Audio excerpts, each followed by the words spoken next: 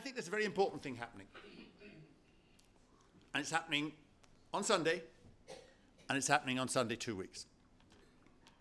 And if we're voting on this treaty, we may be voting in a vacuum, because there's a presidential election in France. And Mr. François Hollande, who's going to be elected, I think, probably, has said specifically, and it's so close to the Irish agenda that it's very interesting, that he wants to renegotiate the fiscal treaty if he gets elected, and he wants to renegotiate it specifically to include specific proposals for growth. That will drive the other Europeans bonkers if he does it. And I think it is welcome if he does it, because this is really part of the Irish agenda. And I think there's an important issue here. And this is partly why I'm undecided, I think.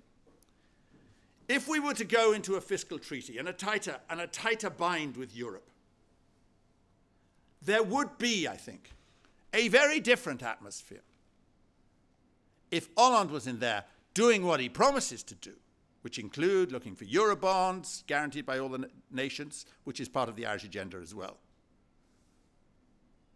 than if Sarkozy is there in Merkel's pocket. If you had a strong France pushing an agenda which says yes to the fiscal treaty, but it's got to include growth, because growth is so important to Ireland, perhaps, and I'm only saying perhaps, but it's an issue worth considering, perhaps we could then live with the treaty if there's a balance the other side. And I would suggest, because circumstances may change, that there is a case for holding your decision until you see the result of the general election, of the presidential election, in the second largest economy in Europe.